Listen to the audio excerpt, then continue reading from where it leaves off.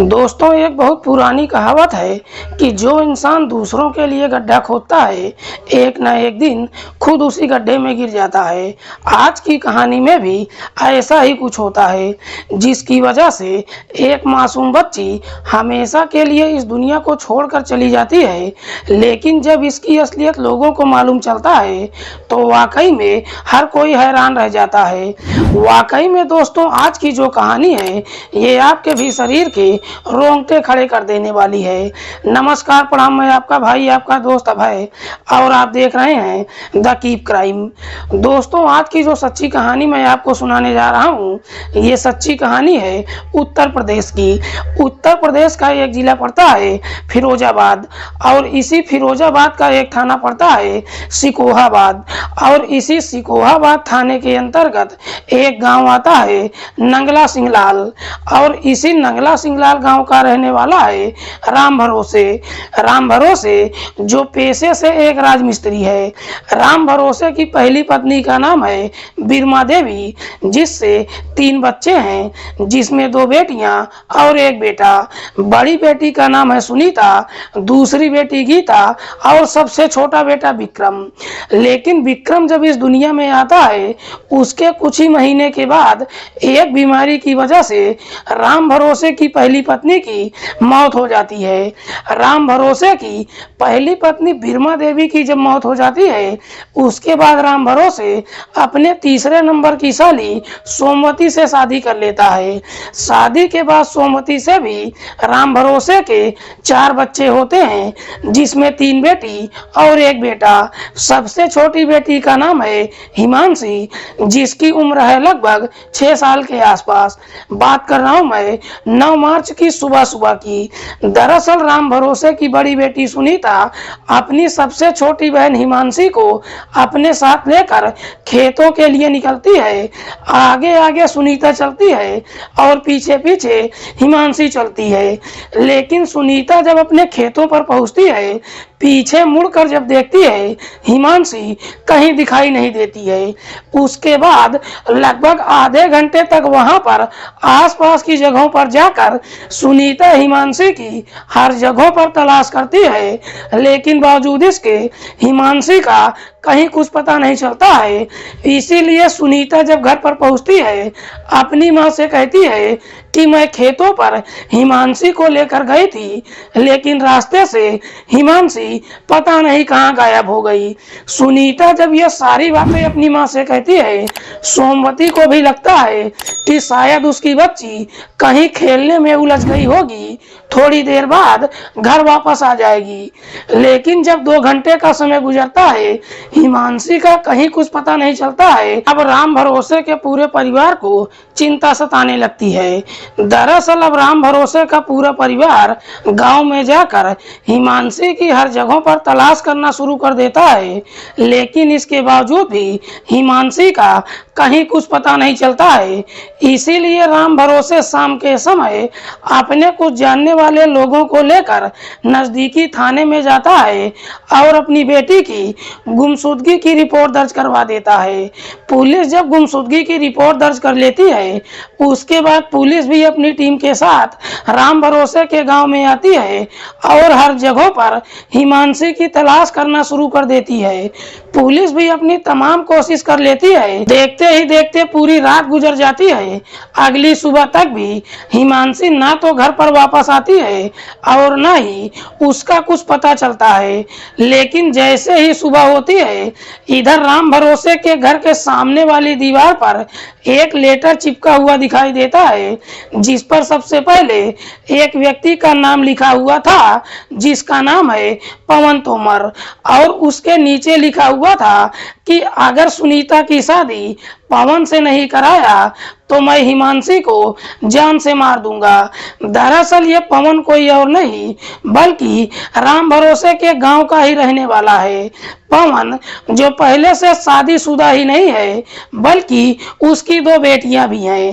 राम भरोसे को जैसे ही इस तरह का लेटर मिलता है, तुरंत ही थाने पहुंच जाता है और उस लेटर को पुलिस को दिखाता है। पुलिस जैसे ही उस लेटर को देखती है, उसके बाद पुलिस सबसे पहले राम भरोसे के साथ पवन के घर पर पहुंचती है और उस लेटर को दिखाकर पवन से पूछताछ करती है। तो पवन पुलिस वालों को एक ही जवाब देता है कि साहब, ना तो मैंने ये लेटर लिखा है और ना ही मुझे हिमांशी के बारे में कुछ मालूम है। लेकिन पुलिस को पवन की बातों पर भरोसा नहीं होता है, इसीलिए पुलिस पवन को अपनी हिरासत में ले लेती है। लेकिन पुलिस को लगता है कि शायद पवन का राम भरोसे की बड़ी बेटी सुनीता के साथ प्रेम प्रसंग चल रहा है, इसीलिए पुलिस अब राम भरोसे के घर पर भी जाती है और जाकर सुनीता से भी पूछताछ करती है। लेकिन सुनीता अभी भी पुलिस वालों को वही जवाब देती है जो इससे पहले अपनी मां को बता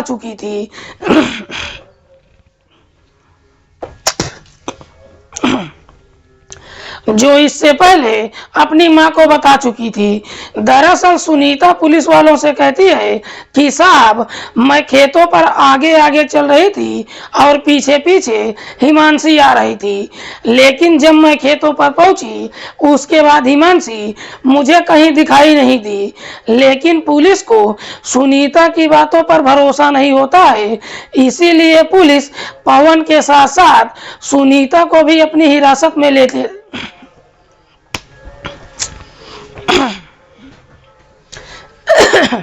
जो इससे पहले अपनी मां को बता चुकी थी। दरअसल सुनीता पुलिस वालों से कहती है कि साहब, मैं खेतों पर आगे आगे चल रही थी और पीछे पीछे हिमांशी आ रही थी। लेकिन जब मैं खेतों पर पहुंची उसके बाद हिमांशी मुझे कहीं दिखाई नहीं दी। लेकिन पुलिस को सुनीता की बातों पर भरोसा नहीं होता है, इसीलिए पुलिस पवन के साथ साथ सुनीता को भी अपनी हिरासत में लेकर थाने पहुंच जाती है और फिर इन दोनों से हिमांशी के बारे में सख्ती से पूछताछ करना शुरू कर देती है। पुलिस जैसे ही अपनी शक्ति दिखाना शुरू करती है, आखिरकार सुनीता अपनी सच्चाई कबूल कर लेती है। सुनीता रोते भी लगते हुए पुलिस वालों से कहती है कि साहब, मैं जो कुछ भी कहूंगी सब कुछ सच सच कहूंगी। दरअसल जब मैं हिमांशी के साथ तालाब किनारे होते हुए खेतों पर जा रही थी, तालाब किनारे हिमांशी का पैर फिसल गया और वो तालाब में गिर गई, जिसकी वजह से उसकी मौत हो गई। लेकिन मैं इस प्रकार से डर गई थी कि चाहकर भी ये सारी बातें अपने परिवार वालों को बता नहीं पाई।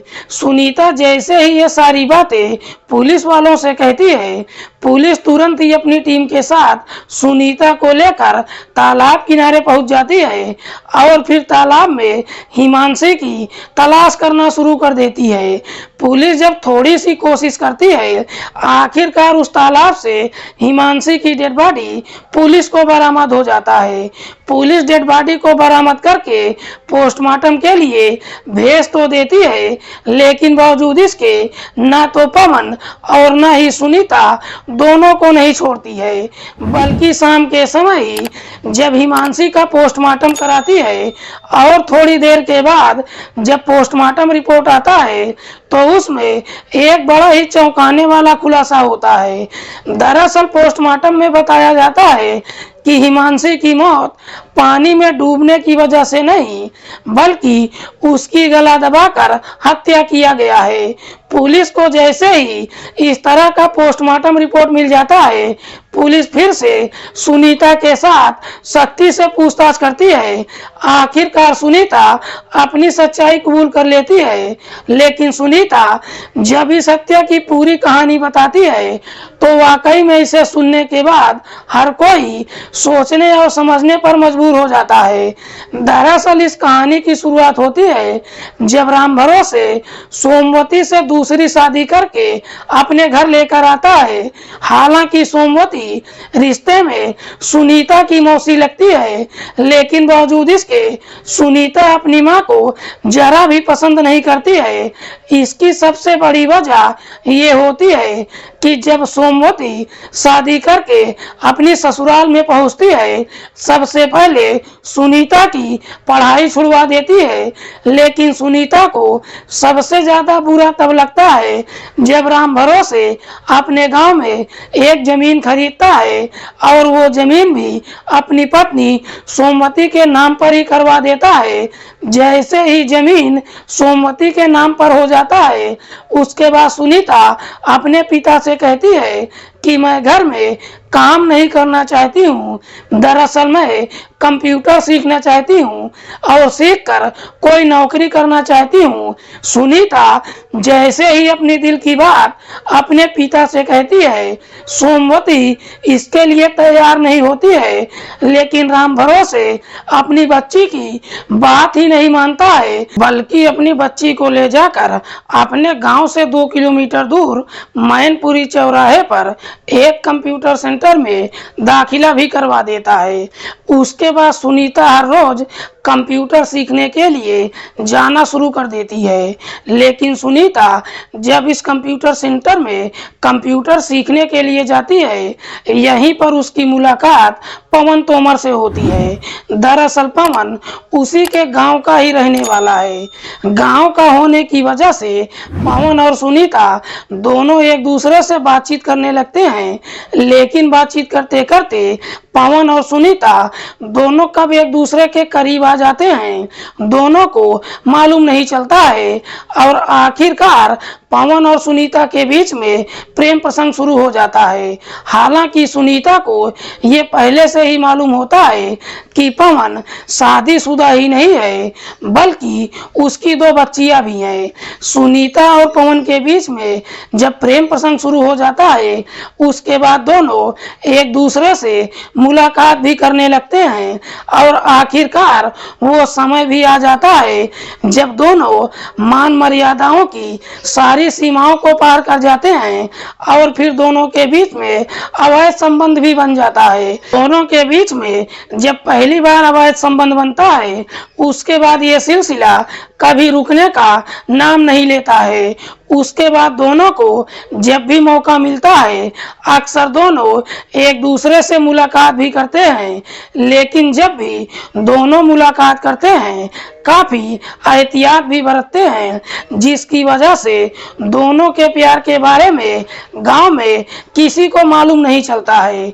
लेकिन जैसे ही कुछ महीने का समय गुजरता है, सुनीता पवन से इस प्रकार से प्यार करने लगती है कि अब सुनीता पवन से शादी करने का फैसला कर लेती है और आखिरकार एक दिन अपने दिल की बात पवन से कह देती है। सुनीता पवन से कहती है कि हम इस तरीके से कब तक छुप छुप कर मिलते रहेंगे, बेहतर होगा कि हम दोनों शादी कर लेते हैं। सुनीता जैसे ही शादी करने की बात कहती है, इस पर पवन तुरंत ही उसे जवाब देता है कि तुम ये कैसी बातें कर रही हो, तुम्हें अच्छी तरह से मालूम है कि मैं शादीशुदा ही नहीं हूँ, बल्कि मेरी 2 बच्चियां भी हैं। मैं तुमसे शादी नहीं कर सकता हूँ।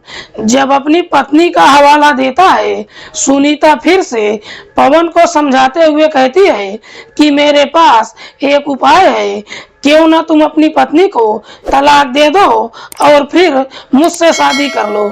जब तलाक देने की बात कहती है, पवन उसे समझाते हुए कहता है कि इसमें कोई 2 राय नहीं है कि मैं तुमसे बेइंतहा मोहब्बत करता हूँ, लेकिन ये भी सच है कि मैं तुमसे शादी नहीं कर सकता हूँ।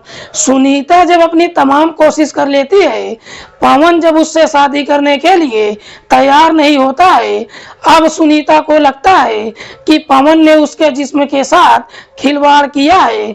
सुनीता को ये पूरा भरोसा हो जाता है कि पवन ने उसे धोखा दिया है। जब पवन उसकी बात नहीं मानता है, अब सुनीता पवन को सबक सिखाने का तय कर लेती है। दरअसल सुनीता सोचती है कि अगर पवन मेरा नहीं हो पाया तो मैं उसकी जिंदगी बर्बाद कर दूंगी। उसके बाद सुनीता पवन की जिंदगी बर्बाद करने के लिए एक षड्यंत्र बनाती है और इसी षड्यंत्र के तहत 9 मार्च की सुबह सुबह सुनीता जब अपनी सबसे छोटी बहन हिमांशी को लेकर खेतों के लिए निकलती है, जब तालाब किनारे पहुंचती है, तालाब किनारे झाड़ियों में ही हिमांशी की गला दबाकर हत्या कर देती है।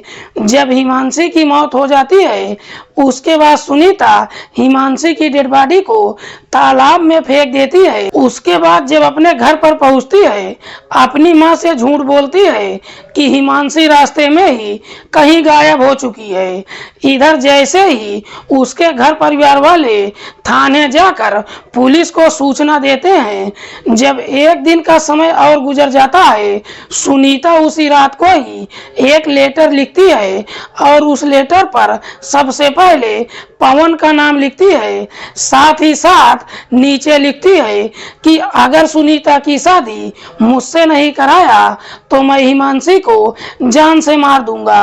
और वो लेटर चोरी छिपे जाकर घर के बाहर दीवार पर चिपका देती है।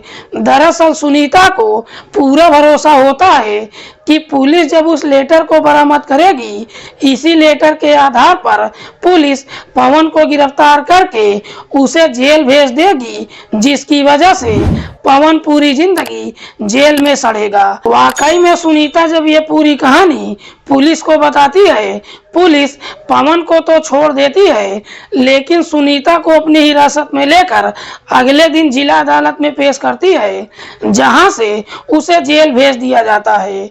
दोस्तों इस पूरी घटना के बारे में आप क्या सोचते हैं? आप अपनी राय कमेंट बॉक्स में हमको जरूर दीजिएगा। मिलते हैं किसी और सच्ची कहानी के साथ, तब तक के लिए नमस्कार, जय हिंद।